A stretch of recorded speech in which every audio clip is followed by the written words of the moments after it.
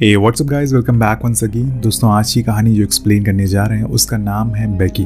कहानी की शुरुआत होती है एक 13 साल की लड़की से, जिसे देखकर हर किसी को लगेगा कि ये किसी आम और मामूली सी लड़की है। आखिर इतनी छोटी सी लड़की कर ही क्या लेगी। लेकिन दोस्तों, इस गलत फहमी में मत पड़िएगा, ये लड़की हमसे और आपसे 10 गुना आगे है।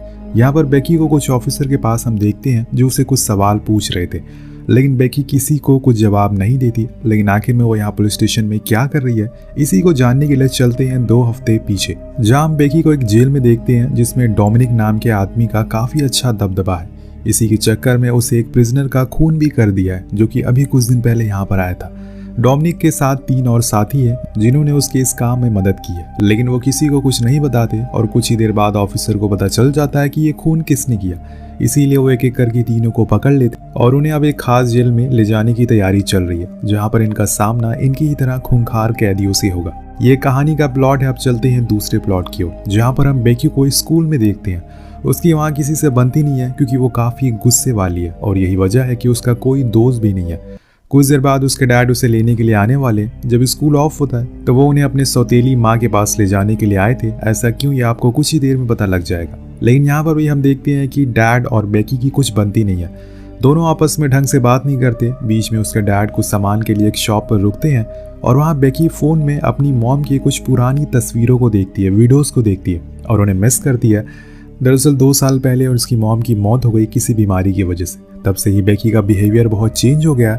उसे लगता है कि उसके मॉम की मौत का जिम्मेदार उसके डैड है, उन्हीं की वजह से उनकी मौत हुई है, क्योंकि वो उनका सही से ख्याल नहीं रखते थे। इसके बाद हम दूसरी तरफ देखते हैं, जहाँ पर डोमिनिक अपने एक साथी से कहकर अपने एपेक्स नाम के कैदी को मरवा देता है, जिससे कि हड़कंप मच जाती है और पुलिस वाले ट्रक को रोकते हैं। इसी मौके का वो लोग इंतजार कर रहे थे, कब वो कार को रोकें और कब वो अपने हाथ खोलें। जैसे ही तीनों पुलिस वाले बाहर आते हैं, ये उन्हें मार डालते हैं और उन्हीं की ड्रेस को पहन लेते हैं, ताकि इन्हें हर कोई पुलिस वाला ही समझे। जिसके बाद ये उस ट्रक को लेकर आगे की ओर निकल जाते हैं। वहाँ जेफ बेकी को लेकर अपने पुराने घर में जाता है, जहाँ पर वो अपनी पहली वाइफ के साथ रहा करता था, यानी कि बेकी की माँ के साथ। लेकिन अब वहाँ पर एक कायला नाम की औरत के साथ वो रहता है, जिसका एक बेटा भी है। और कायला के साथ जेफ का रिलेशन भी है, जो कि बेकी को पसंद नहीं आता, क्योंकि वो नहीं चाहती कि उसकी मॉम की जगह कोई और लड़की ले। इसीलिए वो उसे सीधा मुंह पर बात नहीं करती, जो कि कायला को भी बहुत बुरा लगता है। सीन शिफ्ट होता है और हम डोमिनिक को देखते हैं, जिसने ट्रक को एक जगह रोक रखा है। वो किसी कार का इंतजार कर रहा है। तभी दूर से उन्हें एक कार आती हुई दिखाई देती है, जिसमें एक आदमी और उसके 2 बच्चे थे। वो उन्हें रोकता है और उन्हें ये लगता है कि ये असल में पुलिस वाले हैं, क्योंकि उन्होंने यूनिफॉर्म पहन रखी थी। लेकिन हकीकत तो कुछ और ही थी। खैर, डोमिनिक उसे उनकी कार मांगता है, लेकिन वो देने से मना कर देते हैं, क्योंकि ऐसे पैदल वो कहाँ तक जाएंगे। और ये बात डोमिनिक को पसंद नहीं आती। वो सबसे पहले तो उस आदमी को मारता है और फिर उन दोनों मासूम बच्चों को भी मार डालता है। वो चीखते हैं, चिल्लाते रहते हैं, लेकिन वहाँ उनके आसपास कोई नहीं था। उधर हम जेफ को देखते हैं, जो सभी के साथ खाना खा रहा होता है, और इसी बीच वो बेकी को बताता है कि वो और कायला अब शादी करने वाले। उसे लगता है कि वो खुश होगी ये सुनकर, लेकिन वो बहुत गुस्से में आ जाती है और वहाँ से अपने डॉग को लेकर जंगल की ओर चली जाती है, जहाँ पर उसका एक खुद का सेफ हाउस था, जो कि उसकी मॉम ने बनाया था। यहाँ वो लोग काफ़ी समय बिताया करते थे। हम देखते हैं कि बेकी को इतना गुस्सा आता है कि वो जगह की सारी चीज़ों को तोड़ना फोड़ना शुरू कर देती है, कि अभी उसकी मॉम को मरे हुए 2 साल भी नहीं हुए और तभी तक उसके डैड ने किसी और से शादी का प्लान बना लिया। यही सोचकर वो बहुत उदास हो जाती है। लेकिन तभी उसे वहाँ पर एक मिस्ट्री बॉक्स मिलता है, जिसे खोलने पर उसे उसकी मॉम की काफ़ी चीज़ें मिलती है, जिसमें उनके ब्रेसलेट थे, उनकी बहुत सी चीज़ें।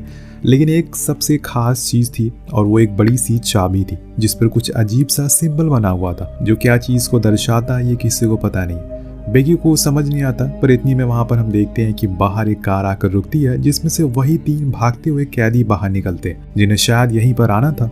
वो फौरन अंदर जाते हैं और जेफ के ऊपर बंदूक तान कर पूछते हैं कि वो चाबी कहाँ पर है, कि ये लोग किस बारे में बात कर रहे हैं। वो कुछ नहीं कहता, इसीलिए डोमिनिक गुस्से में आ जाता और चिल्लाने पटकने लगता है। इतने में कायला और उसका बेटा वहाँ से भागने की कोशिश करते हैं, लेकिन बाहर उसका साथ ही उसे पकड़ लेते हैं और फिर अंदर ले आते हैं। अब इन तीनों को यहाँ पर हॉस्टेज बना लिया जाता है। जब तक इन्हें वो चाबी नहीं मिलेगी, तब तक वो कहीं जाने वाले नहीं है। लेकिन वो चाबी तो बेकी के पास है और वो इस समय इनसे दूर है। उसे पता भी नहीं कि असल में घर में क्या चल रहा है। यहाँ डोमिनिक बार बार एक ही सवाल करता है। जब वो तंग आ जाता है तो कायला के पैर में एक गोली मार देता है, जिससे कि वो सच बता दे। लेकिन उसे कुछ पता ही नहीं था, इस गोली की आवाज़ बेकी को भी सुनाई देती है।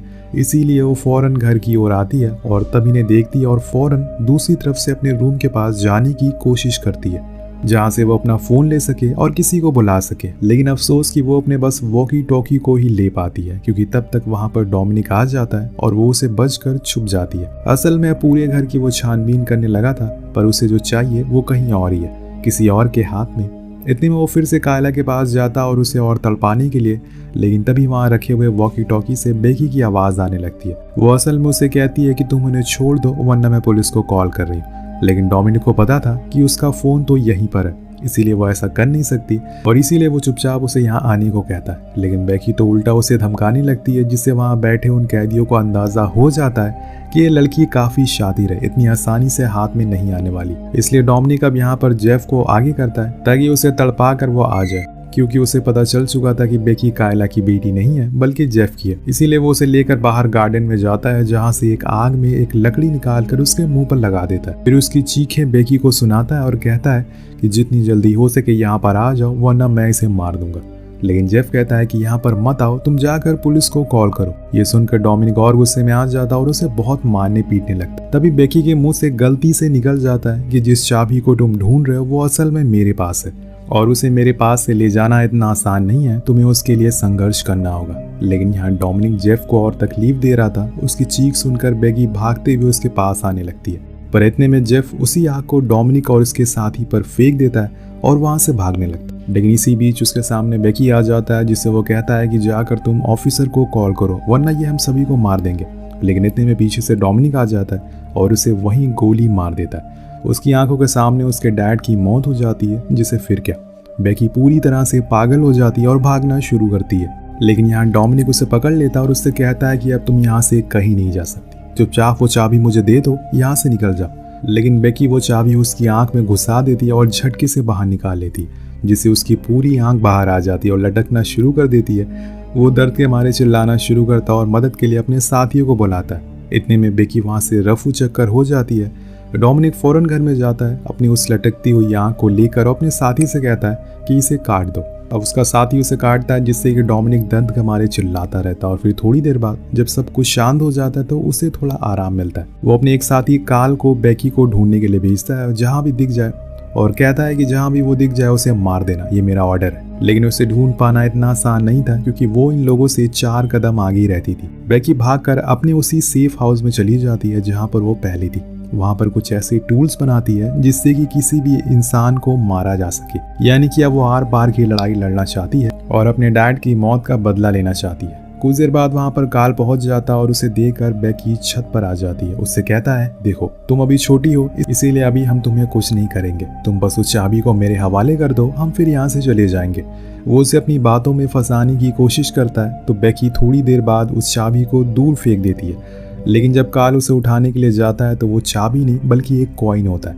अब जैसे ही वो उसे मारने के लिए मुड़ता है, तब तक बेकी एक स्लाइडिंग मशीन से तेजी से नीचे आती है और उसकी छाती पर एक पेंसिल घुसा देती है। वो बुरी तरह से जख्मी हो गया था, लेकिन उसमें इतनी जान थी कि वो बेकी से लड़ सकता। लेकिन दोस्तों यहाँ पर वो काल को मौका ही नहीं देती उठने का। वो फौरन अपने बैग से एक शार्प स्केल निकाल और उससे लगातार उसके गर्दन पर हमला करना शुरू कर देती है, जिससे कि उसका पूरा मुंह खून से लाल हो जाता और आखिर में उसी स्केल को उसकी गर्दन के आर पार कर देती है और उसकी मौत हो जाती है। अब आपको समझ आ गया होगा कि हमने शुरुआत में ऐसा क्यों कहा कि ये लड़की काफी ज्यादा तेज है। उधर हम घर पर जॉनी को देखते हैं, जो भले ही देखने में बहुत बड़ा और ताकतवर है, लेकिन उसका दिल बहुत ही कमजोर है, सॉफ्ट है।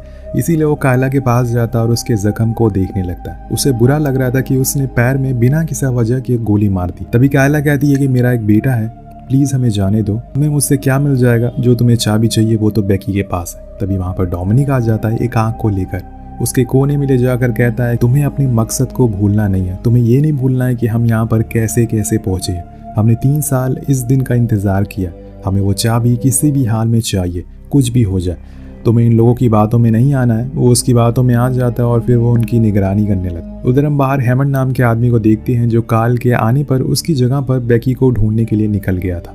लेकिन वहाँ बेकी लेक के किनारे एक ट्रैप को सेट कर रही होती है, क्योंकि उसे अच्छे से पता था कि वो इन लोगों से हाथापाई करके तो जीत नहीं सकती। हाँ, अगर वो इन्हें दिमाग का इस्तेमाल करे तो ज़रूर जीत सकती है। वो उस चाबी के राज को भी जानना चाहती है कि आखिर उसे क्या खुलता है, क्योंकि जब तक हमें ये नहीं पता चलेगा कि इससे खुलता क्या है, तब तक वो बेकार है। वहीं उस सेफ हाउस के पास हेमंड आता है, जो काल की लाश को देख लेता है और घबरा कर वहाँ से जाने लगता है। लेकिन इतने में बेकी वहाँ पर आ जाती है और उससे कहती है कि तुम्हें की चाहिए ना तो मेरे पीछे आओ। वो उसका पीछे भागने लगता है और यही तो बेकी की चाल थी।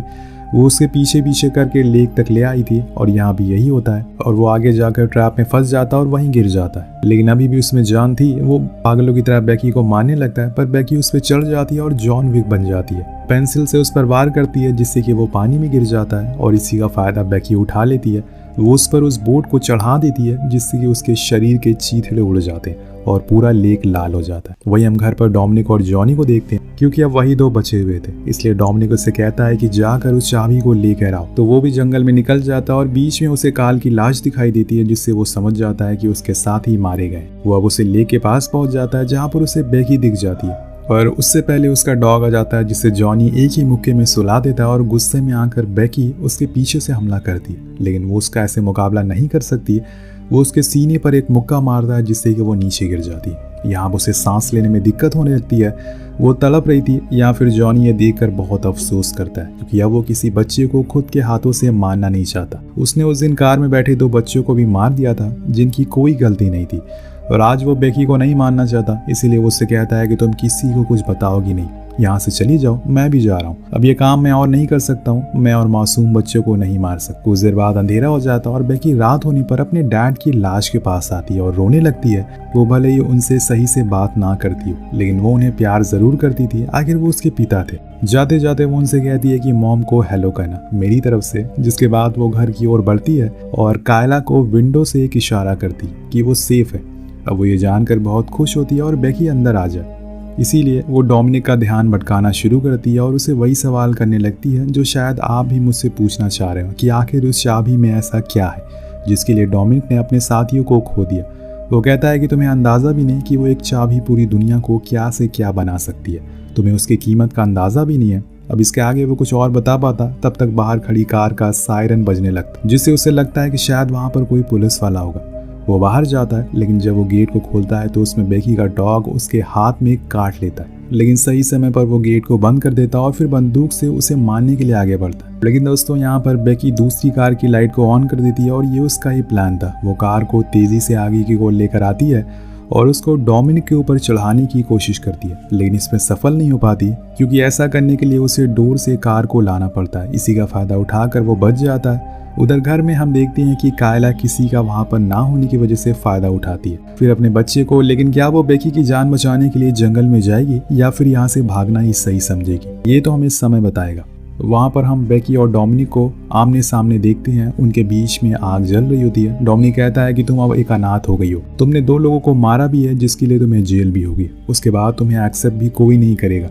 लेकिन बेकी उसकी बातों में नहीं आती और उसके ऊपर पेट्रोल फेंक देती है और उसे आग की वजह से जलना शुरू हो जाता है। लेकिन वो इतनी आसानी से मरने वाला नहीं था। वो उस आग से बच जाता और फिर बेकी को पकड़ लेता है। उसके हाथ से वो चाबी भी छीन लेता है जिसके बाद वो उस पर बंदूक तान देता और कहता है कि तुम्हारा अब ये खेल यहीं पर खत्म हुआ। लेकिन तभी वहाँ अचानक से जॉनी आ जाता है जो कहता है कि अब वो उसे इस बच्ची को मारने नहीं देगा और इसी को लेकर उन दोनों में हाथापाई होने लगती है, जिसका फायदा उठाकर बेकी पास में ही पड़े एक चेन सॉ को लाती है और डोमिनिक की गर्दन पर चला देती है। जिसके बाद क्या होगा वो तो आपको पता ही है। सब कुछ होने के बाद जॉनी उसे माफ़ी मांगता है कि उसके डैड को उसे मारना नहीं चाहिए था, उसने बहुत बड़ी गलती कर दी।